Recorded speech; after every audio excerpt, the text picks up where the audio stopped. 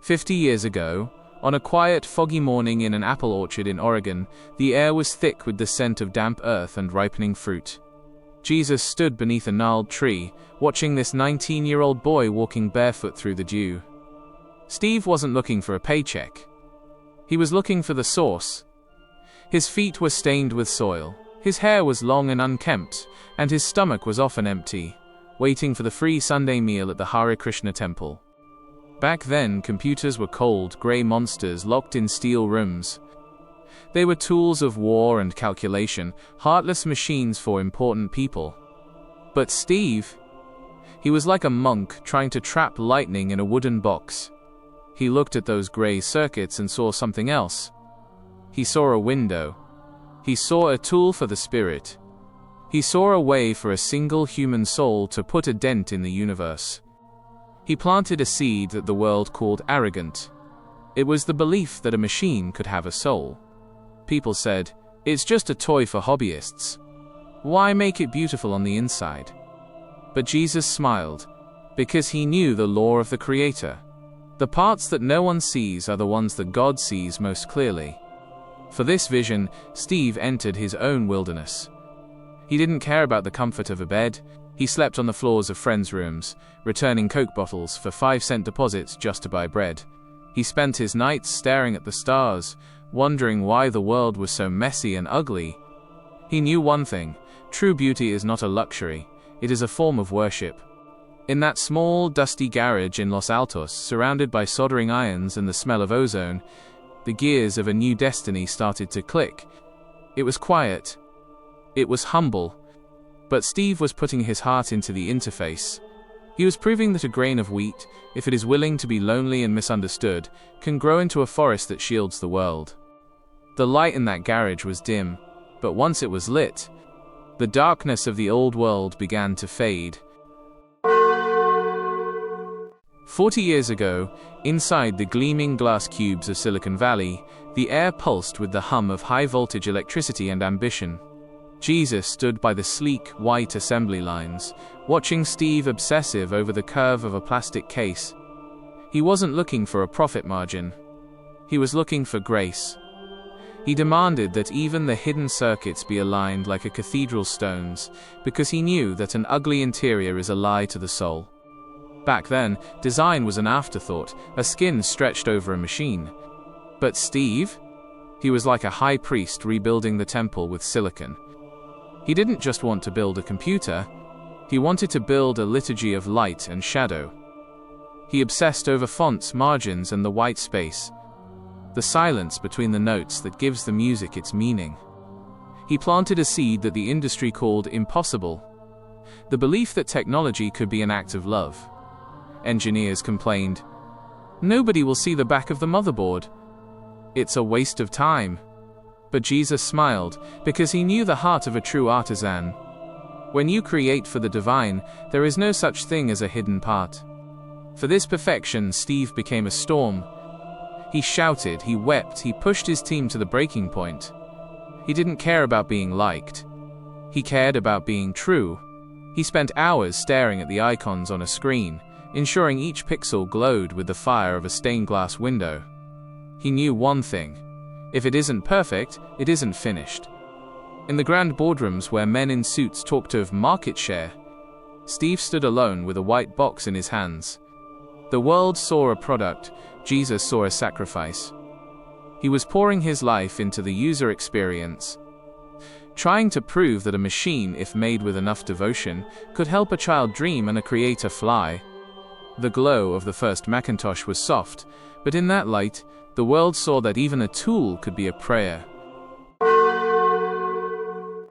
35 years ago, in a cold, moonlit boardroom overlooking the silent hills of Cupertino, the air was thick with the smell of expensive cologne and fear. Jesus stood by the shadows of the large oak table, watching Steve stare into the eyes of the man he had once called a brother. He wasn't losing a company. He was losing his child. The very walls he had built seemed to shrink away from him, and the board members lowered their heads, unable to meet his gaze. Back then, to the world, Steve had become a liability. They said he was too volatile, too expensive, too mad. But Steve? He was like a prophet being cast out of his own temple. He had brought the fire of heaven to the people, and now the people were using that fire to burn his bridges. He walked out of the building he had named, carrying nothing but the weight of a broken heart. He planted a seed that the world called failure, the belief that a man is defined by his titles. The newspapers wrote his obituary. The visionary is gone. The era of jobs is over. But Jesus smiled, because he knew the divine alchemy of the soul. For a man to be truly reborn, he must first become nothing. For this crushing silence, Steve entered his deepest winter. He didn't care about the millions in his bank account. He felt the hollow ache of being unwanted. He sat in his empty mansion, listening to the wind howl through the hallways of his mind. He spent his days wandering the garden, wondering if the light he had followed was just a cruel illusion. He knew one thing: the greatest pain is not being defeated, but being forgotten. In that quiet house, away from the applause and the cameras, the gears of a hidden transformation started to click. It was painful. It was humiliating. But Steve was learning the lesson of the grain of wheat. He was discovering that his ego had to die, so that his true genius could finally live. The hills of Silicon Valley were dark that night, but in that darkness, a new kind of strength was beginning to take root.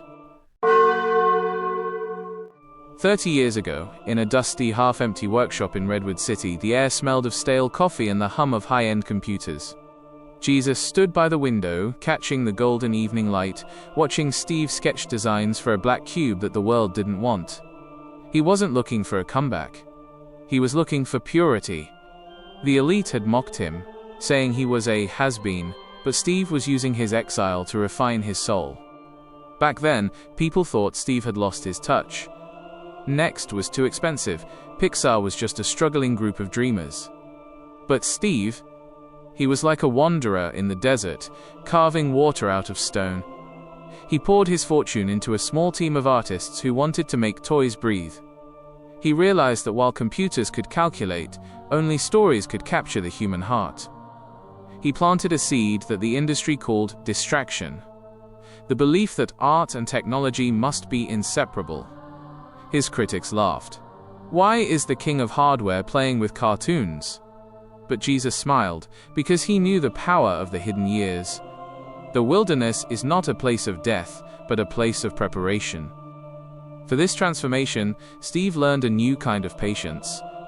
He was no longer the boy in the garage. He was becoming a father to ideas that were bigger than himself. He watched Woody and Buzz come to life on a digital screen, realizing that the spirit could reside in the pixels just as much as the silicon. He was learning that to lead, he first had to listen. He knew one thing: the time spent in the shadows is where the brightest light is forged. In the quiet moments before the dawn of a new era, the gears of an unimaginable return started to click. It was a slow burn. It was a humble climb. But Steve was no longer running away from his failure. He was walking toward a destiny that would eventually bring him back to the home that once rejected him. The desert was vast and lonely, but in those barren lands, the grain of wheat had finally begun to sprout. 25 years ago, inside the decaying halls of a dying empire in Cupertino, the air was stale with the scent of old paper and the silence of surrender. Jesus stood by the dusty glass entrance of Infinite Loop, watching Steve walk back through the doors that had been slammed in his face a decade before. He wasn't coming back for revenge. He was coming back for salvation. Apple was weeks away from bankruptcy, a ghost ship lost at sea. But Steve carried a compass that only a man who has conquered the desert could hold. Back then, the world was waiting for the funeral of the Mac. Experts said, sell the parts and give the money back to the shareholders. But Steve? He was like a commander calling for a holy war against the mediocre. He slashed the dead wood, stopped the leaking, and stood on a stage with a smile that carried the fire of 1,000 suns. He didn't bring a better spreadsheet. He brought the iMac, a translucent jewel in a world of beige boxes. He planted a seed that the market called reckless. The belief that people don't buy products, they buy dreams. The competitors scoffed. Who wants a computer that looks like a piece of candy? But Jesus smiled, because he knew the rhythm of the resurrection. When you bring life back to what was dead, the world cannot help but watch in awe. For this rebirth, Steve worked with a supernatural intensity. He was no longer just an inventor. He was an evangelist of the simple. He reduced 1,000 buttons to a single wheel on the iPod, teaching us that to reach the divine, you must strip away the noise. He walked through the corridors of Apple like a man on fire, igniting the souls of those who had forgotten how to dream. He knew one thing: true authority is not seized, it is earned through sacrifice. In the moments when the first glowing Apple logo lit up the dark, the gears of a global revolution started to click. It wasn't just a business turnaround. It was a miracle of the spirit. The man who was cast out had become the cornerstone. The night was over, and as the sun rose over Silicon Valley, the world realized that the king had returned to his throne. 20 years ago, on a sun-drenched afternoon at Stanford University, the air carried the scent of dry grass and the quiet breath of thousands of students. Jesus stood at the back of the auditorium, leaning against a stone pillar, watching Steve, thinner now, standing before the next generation. He wasn't talking about processors or profit. He was talking about the end. He told them that death is the most brilliant invention of life, because he knew that only the ticking of the clock makes the heart beat with true purpose. Back then, people thought Steve was invincible, the king of the digital age, but in the quiet of the night, he was wrestling with a shadow that no technology could cure. But Steve? He was like a candle that burns brightest right before the dawn. He used his remaining strength to refine his final masterpiece, the iPhone. He wanted to put the entire universe into the palm of a human hand, trying to bridge the gap between us and the infinite. He planted a seed that the world called urgency, the belief that your time is limited, so don't waste it living someone else's life. The crowds cheered, "Stay hungry, stay foolish." But Jesus smiled, because he knew the secret of the finish line. When a man accepts his mortality, he finally becomes free to do the work of God. For this final sprint, Steve became a poet of the essential. He didn't care about the legacy of his name. He cared about the legacy of the experience. He worked from his bed, his eyes glowing with a feverish light, perfecting the icons, the glass, the touch. Wanting every human connection to feel like a spark of the divine. He walked through the valley of the shadow of death, not with fear, but with a relentless hunger to finish well. He knew one thing: death is not the opposite of life, but the frame that gives it beauty. In the quiet moments of his final garden, the gears of his earthly mission started to click their final turn. It was peaceful. It was profound. He was no longer fighting the universe. He was finally in harmony with it. The sun was setting over the hills of Palo Alto, but in Steve's eyes there was a light that the coming night could never extinguish. Today, in a world that breathes through screens and connects across oceans, the air is filled with the invisible pulse of 1 billion digital prayers. Jesus stands at the edge of the future, watching as the seeds Steve planted bloom in every city, every home, and every hand. The world counts the billions of dollars he made. The divine counts the billions of dreams he enabled. Steve didn't just build devices. He built a bridge so that the human spirit could travel further than ever before. Back then, people thought the iPhone was just a phone. But Steve? He was the one who saw that technology is the modern bread of the soul. He broke the bread and shared it with the world, giving the artist a canvas, the child a library, and the lonely a voice. The grain of wheat finally fell into the earth on that quiet October day, but look around, the harvest is vast. He planted a seed that the world calls innovation, but the divine calls it stewardship. He was a flawed man, a man of fire and storms, but Jesus smiled, because he saw a servant who didn't bury his talents in the sand. Steve took the raw clay of silicon and breathed life into it, reminding us that we are all creators made in the image of the Creator. For this eternal legacy, Steve's voice still echoes. Every time a dreamer thinks different, every time a creator refuses to settle for good enough, every time a soul looks at a problem and sees a possibility, Steve is there. He proved that one life, if lived with enough passion, can change the vibration of the entire planet. He knew one thing: You cannot connect the dots looking forward, you can only connect them looking back. In the quiet halls of the heavens, the gears of his earthly mission have stopped, but the music continues. He was the seeker, the architect, the exile, and the king. But most of all, he was a man who tried to see the world as God sees it, beautiful, orderly, and full of infinite wonder. The screen may fade to black, but the light he ignited will burn until the end of time,